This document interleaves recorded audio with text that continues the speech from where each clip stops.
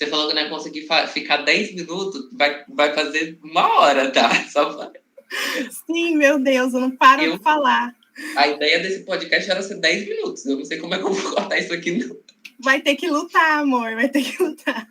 Oi, meu nome é Ian e esse é o Fala Pouco, por favor. Hoje eu tô aqui com a Lara Wolff, que é artista plástica, e a gente vai falar sobre os nossos processos de arte e como a gente chega neles, basicamente. Então, eu queria começar falando sobre como você chegou na arte que você faz hoje. Você faz arte digital principalmente, mas você também mexe com pintura, com desenho, etc, etc, etc. Obrigada por chamar, Ian. Fiquei muito feliz por ter chamado. E aí eu fiquei pensando o que eu ia ficar falando um monte de tempo, né? Na verdade, é pouco tempo, mas... Então, eu comecei a produzir assim que eu entrei na Universidade Federal, né, para artes visuais. Então, foi o meu primeiro contato que eu tive com arte. Então, o meu primeiro contato foi a tradicional, que foi a pintura a óleo, pintura a guache, enfim, todos os tipos de tinta eu participei, usei, né? E aí eu tive um certo preconceito no começo, mas depois eu consegui desenvolver melhor a linguagem digital. E aí hoje eu tô mais trabalhando nisso porque, primeiro, que gasta menos, segundo, que é um pouco mais rápido de fazer, que não precisa preparar a tinta, preparar o óleo e a tela. Então, eu comecei do tradicional, vim para o digital por causa dessa praticidade e porque experimentar. Eu adoro experimentar material novo e eu achei que o digital era o caminho do avanço, né? A gente está avançando agora para tudo digital, então achei que por que não, né? Você falou que seu primeiro contato real, assim, de produzir mesmo foi quando você entrou na faculdade. Então, o que fez você querer entrar na faculdade sem ter esse ritmo de produção? Polêmico, porque eu sempre soube que eu queria ser professora. E aí, no ensino médio, eu fiquei... Desde criança, na verdade, eu quis ser professora. E aí, quando eu entrei no ensino médio, eu falei, não, eu quero fazer letras. Porque eu adoro ler livros. Eu achei que fazer letras era isso, né? E aí, foi mais um desespero pós-SISU do que exatamente uma decisão. Caramba, eu amo arte, quero entrar para arte. Então, eu decidi meio que no meio do caminho, assim. Só que quando eu entrei em artes, foi assim... amor à primeira vista, eu me apaixonei pelo curso, me apaixonei por tudo, me apaixonei pelas pessoas principalmente, né, porque a gente é meio pancada das ideias, então foi mais ou menos assim, sabe, de eu ter entrado, não foi uma coisa planejada, mas foi um acaso muito confortável e muito gostoso, tanto que me apaixonei e hoje estou aqui, né. Dentro disso, quando você começou com a pintura e tudo mais, o que te fez querer explorar o digital? Acho que foi muito curiosidade mesmo. Eu sou uma pessoa muito curiosa, tanto que eu faço um monte de coisa.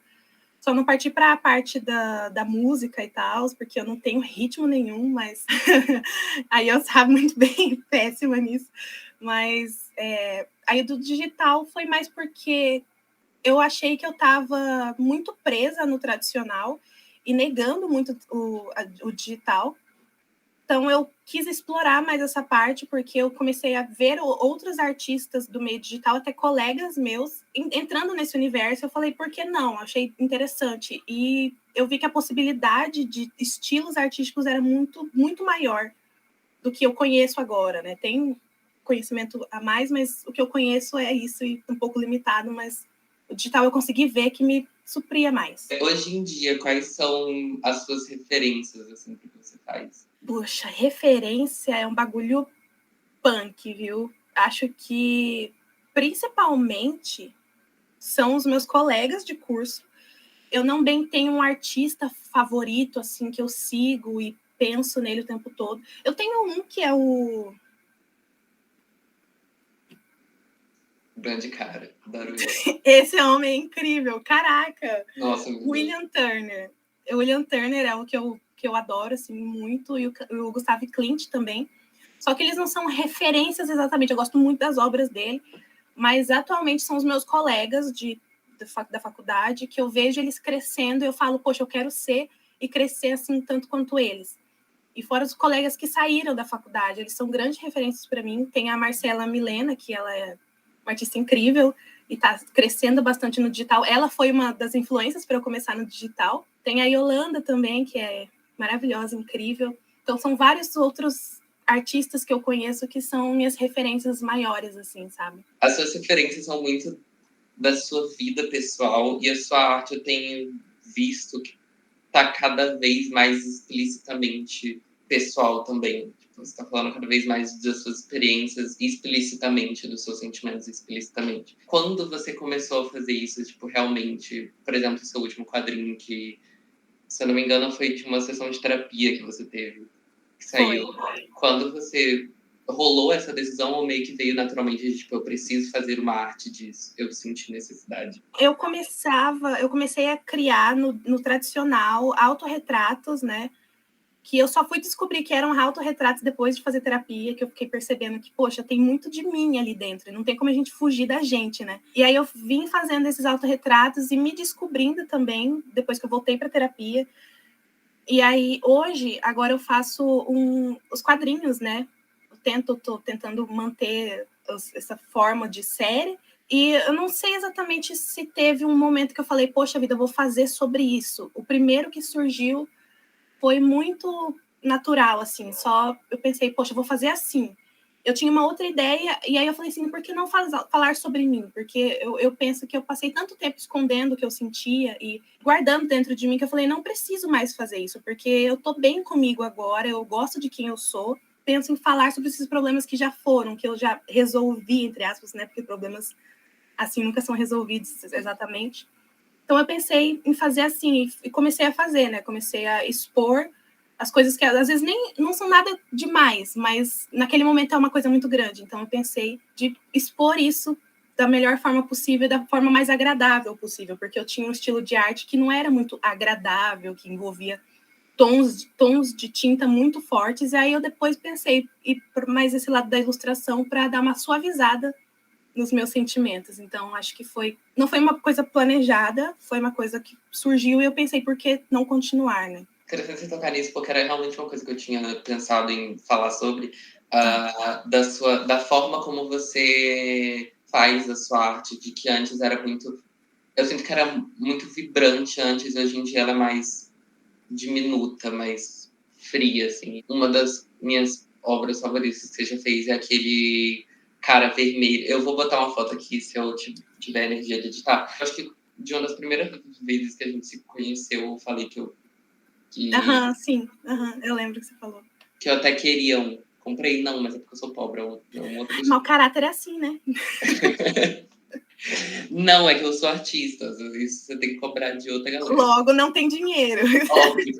Mas uma coisa que continua constante é que você meio que faz coisas sem uma forma propriamente dita, assim, tipo, muitas vezes não tem rosto, ou se tem alguma coisa de rosto, é só o olho, ou você usa muito fantasma, por exemplo. De onde que veio isso de você não usar uma pessoa mesmo para representar as coisas? Então, quando eu entrei na universidade, eu fiquei muito presa nos primeiros meses, não vou falar nos primeiros anos, mas foi nos primeiros meses, de eu tentar fazer uma coisa que não era eu, uma coisa que as outras pessoas queriam, que é essa coisa do tradicionalismo, não é realismo a palavra, mas eu vou usar porque as pessoas entendem melhor. Essa coisa do realismo, de fazer exatamente do jeito que é. Então eu fiquei presa há muito tempo e eu fiz vários desenhos tentando copiar uma coisa assim. Quando eu percebi que eu não precisava fazer isso, que eu não precisava agradar as outras pessoas, que eu acredito que a arte seja para expressar o que você está sentindo, sabe? O que você vê. E aí eu pensei nisso, de sair da forma tradicional do realismo, fazer o que se parece, porque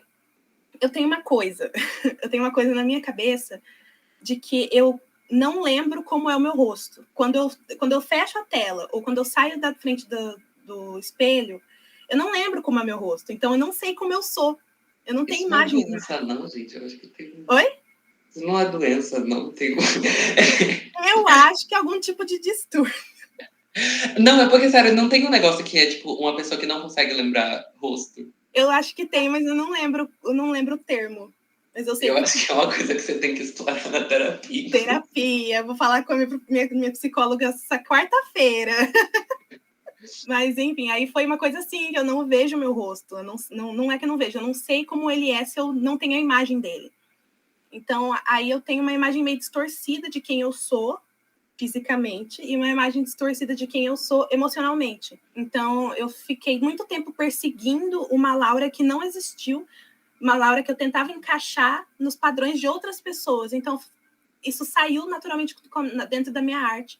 E eu fui percebendo isso depois que ela saiu de mim. Então, essa coisa de não ter um rosto, uma coisa de não ter uma forma, é porque eu não me vejo como uma forma. Eu não vejo uma forma em mim. Eu vejo um esboço do que eu deveria ser. E aí o fantasminha é essa coisa de eu ser uma pessoa anônima, sabe? De eu não ser ninguém e de eu não ver quem é aquela pessoa por baixo dos panos. Então, o fantasminha é uma coisa que passa despercebido ali, sabe? É um personagem fofinho que todo mundo tem acesso, mas para mim, além disso tudo, é que tem essa questão da personalidade, sabe? Então, foi daí meio que surgiu essa expressão minha. Que bonito, poético. Não esperava uma resposta tão assim, tão existencialista. Tá vendo? Não é só um rostinho bonito. Ela tem cultura, ela tem uma história por trás. Ela tem. E daí, voltando à questão de contar as nossas histórias através da nossa arte, tal, que é uma coisa que eu tenho me identificado muito também. Se eu voltar a lançar música alguma hora, as pessoas vão ver que a gente até falou sobre isso, de eu estar falando sobre problemas da vida, mesmo os que já tenham sido resolvidos, que nem você. Inclusive, é uma das razões pelas quais eu quis que você fosse uma das primeiras pessoas a participar disso aqui, porque eu vejo muito isso de, por não ser o seu objetivo principal de profissão, você tem esse acesso de realmente usar ela para o máximo de expressão que você conseguir, porque você não está fazendo para criar uma carreira e um sistema capitalista em cima disso, você só quer fazer essa coisa e daí se vender tudo bem, se não vender tudo bem também. Acho que é justo perguntar, já que citamos a questão da profissão, como está sendo essa jornada de pedagoga? Tá sendo maravilhoso, juro. Pode até parecer bobeira de gente falar sempre coisas boas, mas tá maravilhoso. Eu sempre falo pro pessoal, sempre que eu tenho oportunidade, eu falo que eu não me vejo fazendo outra coisa. Não consigo me ver fora de uma sala de aula, mostrando artes para os alunos. E eu não sei se isso vai ser do mesmo jeito daqui 10 anos, não sei se vai ser daqui 20 anos igual, mas eu não tô nem aí. Agora está sendo um ótimo momento de muita experiência.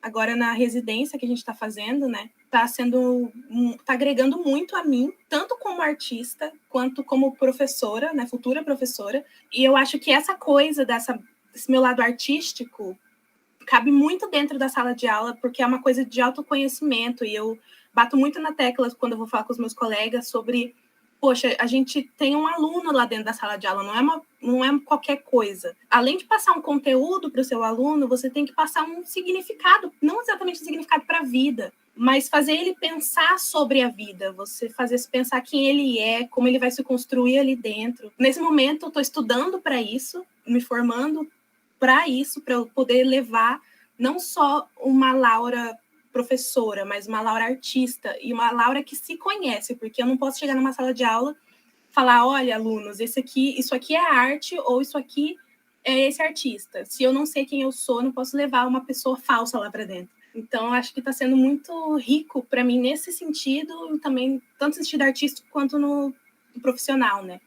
Ai, maravilhoso, eu adoro falar sobre a área da educação, adoro poder ficar horas falando sobre. Eu acho legal que isso está se traduzindo em como você se vê como artista, além de professora também. Voltando à sua série de quadrinhos. Quando você postou o esboço do primeiro quadrinho que você postou, você falou que seria uma série. Então, eu queria saber quais são os seus planos para isso. Se você tem, tipo, uma história que você quer criar, ou se são, tipo, coisas de momento, ou se são, tipo, assuntos que você quer fazer ao longo do tempo e tal. Como você falou antes, né, eu não tenho um plano de me tornar uma artista famosa e ter uma carreira artística. Meu foco é a pedagogia, né, a educação. Eu não costumo fazer nada muito planejado. Talvez seja uma coisa que eu deva fazer mais, planejar as minhas coisas.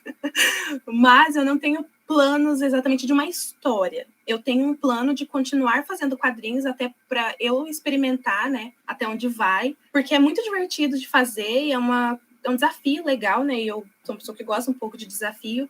Então, eu não tenho exatamente uma história, mas eu procuro continuar trazendo essas questões emocionais de autoconhecimento meu. E eu percebi, eu gosto de pensar que as pessoas se identificam com elas. Eu já, esse meu último quadrinho, vieram algumas pessoas na minha DM falar, olha, nossa, eu me identifico muito com isso, porque é uma coisa que eu não conseguia expressar e você conseguiu fazer isso, trazer essa voz para o meu sentimento. E eu fiquei, cara, isso é a coisa que eu precisava ouvir, porque às vezes você sente uma coisa e você sente que você está sozinho sentindo aquilo. Na verdade, não. Tem outras pessoas sentindo. Então, eu acho que quanto mais pessoas eu alcançarem, mesmo se for, tipo, 10 pessoas, se 10 pessoas entrassem no meu quarto e olhassem as minhas obras, eu ia ficar, nossa, 10 pessoas vieram ver. Então, se eu continuar tocando as pessoas dessa forma, já vai me dar, assim, um crescimento no coraçãozinho, sabe? Mesmo não, como você falou, você não produzia, não era artista, tal, antes de entrar na faculdade, mesmo com isso, na sua infância, você teve contato com alguma forma de arte, de tipo, seja tipo música ou cinema? Ou... Quando eu era criança, como eu falei, né, eu queria muito ser professora desde muito novinha, mas eu sempre fui uma criança muito criativa, muito bagunceira e que rabiscava todos os livros de casa. Todos assim, tipo, eu fazia bonequinhas de palitinho com botas gigantes, mas o meu maior contato com arte era muito música, porque meus pais não tinham muito condições na época, né? Então a gente não tinha muito contato com museu, nem nada do tipo, a gente não tinha muito acesso, mas a gente tinha acesso muito à música, tanto que eu fui formada por Scorpions e Metallica e ABBA e essas Mas ela músicas roqueira, aí. licença, ela é uma alma velha. Eu sou uma alma velha, meninas, tá? Eu adoro. Ai, porque eu sou da época errada, tá? Eu nasci na época errada, era pra eu ter nascido. Ai, eu era muito anos 80, tá? Era pra eu ter nascido na época que gay não podia casar. Sim. Mas aí era, tipo, só música, assim, sabe? De alma velha. Então, eu tinha muito contato com disco e com aquelas fitas cassete, sabe? E filme. Eu assistia muito filme quando era criança.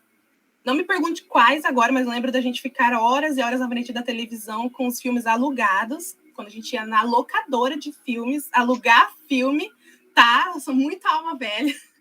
Eu E a tive gente muitas assistia experiências lá. também. Nossa, eu acho que um dos primeiros filmes que eu lembro, assim, que eu tenho memória de assistir foi aquele Minha Ex-Namorada é uma Super-Heroína.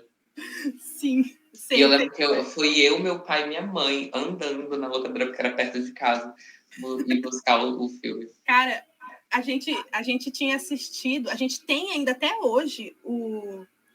Não é cassete que fala? É, né? A fita cassete, né? Eu acho que é. Escreva o negócio. Da Superpoderosas, as meninas Superpoderosas, que é, tipo, muito velho, e tem guardado aí até hoje. Tinha então, cassete tipo, das minhas Superpoderosas. tinha, se você quiser, eu vou lá pegar pra te mostrar. Pelo amor de Deus, eu sou Eu do vou lá século pegar, já minha volto.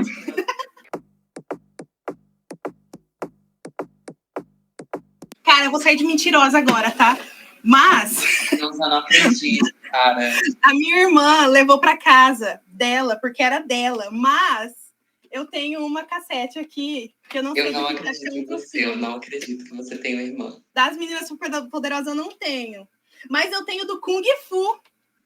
Meu Deus. Kung Fu, corpo, alma e mente. Enfim, esse é o ponto que a gente estava. Mas a gente começou a falar de cassete, não lembro mais. Porque você perguntou do contato que eu tinha quando eu era criança com arte. É filme. Eu acho que influenciou muito na arte que eu ainda quero fazer, porque eu não tenho orçamento para fazer ainda. Porque eu quero muito fazer coisas extremamente inspiradas em terror. E os filmes que eu cresci assistindo, não foi só isso. Na real, pra ser sincera, a maioria era comédia romântica. Mas no meio disso, tinha alguns filmes de terror, e esse era um que eu mais gostava. Tipo, eu acho que com 6, 7 anos eu tava assistindo Jogos Mortais, tipo, a saga inteira de Jogos Mortais, sabe? O filme de criança que eu mais gostava quando eu era criança era Noiva Cadáver, porque era o filme de criança mais próximo que tinha de um filme de terror, ao meu acesso, assim. Tanto que já me contaram que eu queimei 2 DVDs da Noiva Cadáver de tanto que eu assisti. Psicopata da Noiva Cadáver. Eu lembro quando eu era criança que a gente foi alugar o filme na locadora do Noiva Cadáver. E eu tive medo desse filme porque, tipo, ela era azul, tá ligado? E tinha... Cara, pra mim era medonho quando eu era criança, era muito medonho. E Hoje eu assisto e falo, nossa, nada demais, tá ligado? E hoje em dia você faz caras azuis. Hoje eu faço caras azuis. Era sexismo, então. O problema era ela ser uma mulher. Era por ela ser mulher. Eu não gosto de mulher. Finalmente a gente tem a parte que vai te cancelar no... Yes! Yes! Obrigada! Eu vou cortar o podcast inteiro até aqui. E daí eu vou começar. Odeio mulheres. Acho sim que elas têm que receber menos que os homens, tá? Porque elas pedem por passar na rua sozinhas e serem assaltadas, tá? Eu vou cortar até aqui e daí eu vou inserir só um trecho gravado depois de eu falando. Qual era o seu problema com a noiva cadáver? E daí, era porque ela era uma mulher. Porque ela era solteira, tá? Então vamos falar de outra coisa que eu queria falar muito sobre também. Eu sou uma pessoa que gosta muito de moda, de estilo no geral, e eu sempre pesquiso sobre isso. Eu não sei se você é assim, em algum nível, mas eu vejo que, assim, pelo menos para mim, a arte que eu consumo e que eu faço, meio que com o tempo começou a se misturar com o meu estilo também. Eu criei meio que essa imagem, porque obviamente meu nome não é Nayan. Originalmente, Nayan é meio que uma persona que eu criei. E eu acho que hoje em dia, Nayan tem uma direção muito própria que é quase fora do que eu sou quando eu não tô sendo Nayan, sabe? Eu queria perguntar se você sente isso também, se você sente que, de alguma forma, a arte que você faz se misturou com como você se expressa além da arte. Olha, eu gosto muito de moda, mas eu sou muito leiga. Muito, muito leiga. Mas eu tenho um plano no futuro de fazer outra faculdade de moda. Quero muito fazer, é um plano meu. Só um minuto, que acho que minha mãe ligou a mangueira e vai fazer barulho aqui. Achei que era essa daqui é anti-ruído, peraí. Nossa, ela é rica, ela tem 20 anos. Ai, que chique, né, menina? Um vidro anti-ruído, bicho. Eu fecho essa janela puramente por decoração. A minha casa tinha essa janela aí. Essa aqui eu fecho só pra me dar a sensação de que mudou alguma coisa. Você corta depois, porque eu não vou repetir tudo que eu esqueci que eu tinha falado. Tá, enfim, eu não acho... Eu acho, assim, que eu tenho um estilo, quando eu saio de casa, muito diferente do meu estilo. Que normalmente as minhas obras, elas são mais obscuras e são tons de preto, vermelho e azul, que eu gosto muito de usar, e amarelo também, que são cores que normalmente não combinam muito juntas, né? Ficam meio estranhas juntos. Como elas são meio estranhas na tela, eu já sou uma pessoa que gosta muito de rosa. Eu sou uma pessoa que adora, sou muito feminina, vamos dizer assim. Eu vou ser cancelada agora por falar isso. Mas você tem uma noção muito... Damares. Segundo a nossa filósofa Damares, eu sou feminina. Então, eu gosto muito de rosinha, gosto de cores fofinhas e gosto de roupas fofinhas. Estou caminhando para um ambiente em que eu vou virar uma senhorinha de saia longa e chapéuzinho, que é muito diferente da minha arte. Mas eu gosto muito de maquiagem também. Estou entrando num ambiente mais de maquiagem agora. E aí a minha maquiagem, ela reflete um pouco mais a minha arte. Então, eu acho que eu gosto muito de explorar mais o lado da maquiagem, nesse sentido, mais próxima da minha arte. Mas eu acho que eu gosto de considerar que a minha arte está de um lado e eu estou do outro, para eu não acabar enlouquecendo, colocando tudo junto, né? Porque se eu for me sentir do jeito que eu expresso na minha arte o tempo todo, eu vou voltar a tomar remédios para a depressão e tomar remédios anti-ansiedade, né? Então, acho melhor eu ficar cada uma de um lado. Eu entendo super porque, tipo, no meu caso, com música e tal, pra mim eu sou uma pessoa muito que gosta de criar projetos. O tanto que você não faz coisas planejadas é o tanto que eu faço, assim, que é, tipo, até meio obsessivo, assim, de, tipo, eu preciso fazer isso e daí vai ter essa data, porque essa data é tal coisa, e vai ser nesse horário, porque esse horário tem a ver com tal música e não sei o que.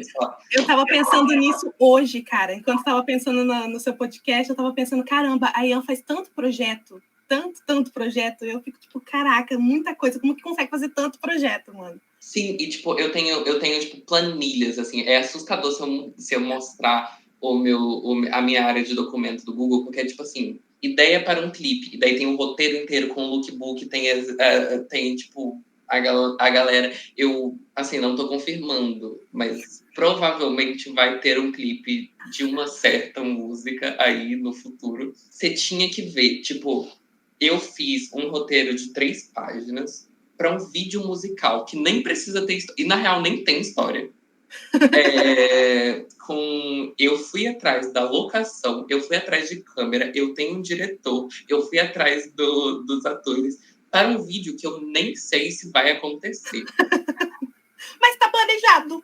O ponto do negócio de Eras de ser viciado em projetos, é que eu gosto de meio que dividir minha carreira e a carreira que eu tô tentando construir em eras. Então, tipo, em 2020 eu tive a era Indie Kid, onde eu fazia, tipo, música indie, umas coisas mais alternativas, eu falava sobre uns assuntos mais agridoce e tal. E daí teve 2021, que foi o meu projeto de pandemia, onde eu falei sobre isolamento, eu falei sobre frustração, sobre solidão. Daí teve o Partida, que é o meu álbum pós-pandemia, que eu queria muito falar sobre festas, sobre encontrar gente, sobre abraçar as pessoas, etc. As pessoas só vão ver isso daqui a alguns anos, porque é quando eu vou ter o dinheiro para realmente fazer do jeito que eu quero fazer. Mas eu sinto que eu tô entrando numa fase muito soturna, muito aquilo que a gente falou antes de falar sobre os problemas, e falar sobre os nossos traumas, e falar sobre tudo isso. E meio que eu tô tentando separar mais quem é Nayan e quem é Ian. E porque eu percebi... Porque essas eras, obviamente, são afetadas pelo que tá acontecendo na minha vida. Mas como eu tô nessa fase onde eu tô falando sobre coisas muito tensas e muito pesadas e tal, eu tô tentando deixar isso na música, eu tô tentando expressar isso em música e não tipo andar o dia inteiro, assim, sabe? Pelos lugares tristes. E daí eu percebi que agora, hoje em dia, estamos aqui do lado do meu armário, o meu armário, ele é dividido. Tem um lado que é Nayan e um lado que é Ian. Tipo assim, quando eu vou num lugar fazer uma apresentação, ou fazer vídeo aqui pra internet, ou qualquer outra coisa que é Nayan, que é do Nayan, eu vou pra esse lado mais, tipo, mais feminino, ainda neutro, mas mais feminino e mais roupas que expressam mais confiança, então, tipo, coisas coladas, ou coisas grandes, ou coisas apertadas, coisas que mostram o corpo, etc, etc, etc, etc. Porque eu sinto que isso que é Nayan, mesmo Nayan triste ainda é uma vagabundinha, sabe?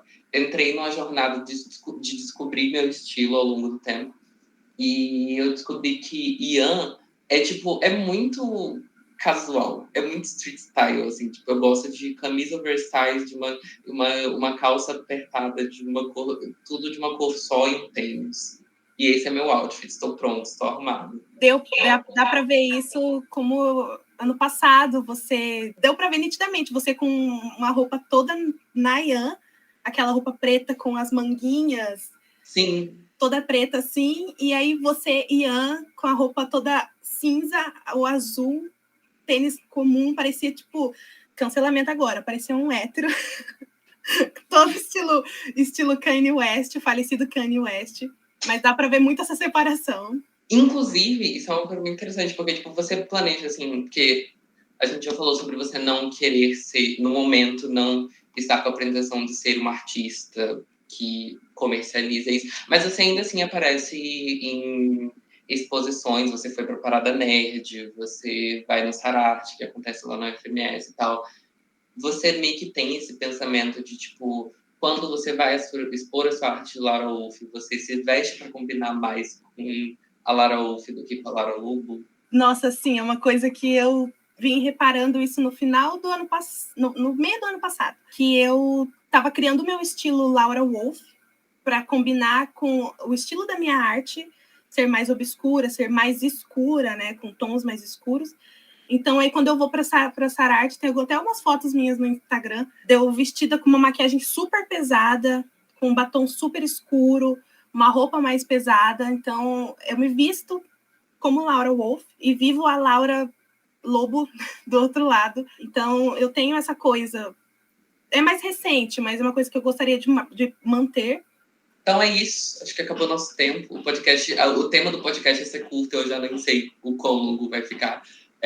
Vou tentar manter em 20 minutos. Muito obrigada por topar fazer isso. Muito obrigada por ser a pessoa que abre o Fala Pouco, por favor. A gente não falou pouco, não respeitamos o nome. Mas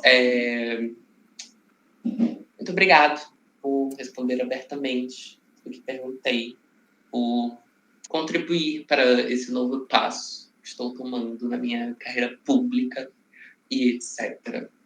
E você tem alguma frase motivacional, um conselho final, uma fala, tipo, se essa fosse a última vez que as pessoas fossem te escutar? Primeiro, eu queria agradecer a oportunidade, meninas. Queria agradecer a Ian pela oportunidade. Sempre muito bom participar dos vários temas que você tem para trazer, vários planos. Então, é sempre muito divertido. E uma frase motivacional. Vai parecer muito clichêzão, tá? Clichêzão. Mas sempre seja você, independente de qualquer coisa, mas saiba abrir mão de atitudes que possam ser erradas para outras pessoas. Por causa das outras pessoas, você quer manter um bom relacionamento, uma boa vivência. Mas, acima de tudo, seja quem você é e o que você sente sempre. Então, é isso. Muito obrigado. Tchau a todo mundo que escutou, que viu. Eu não sei se eu vou manter a parte visual disso aqui. Eu acho que sim, agora que mencionei. Tchau. E deve entrar uma musiquinha aqui. Deve entrar no logo. Ai, aqui, ó. Cadê? Eu vou fazer. Fala um pouco, por favor. Pera, o quê? Fala um pouco, por favor. Deve aparecer aqui, sabe? Ah.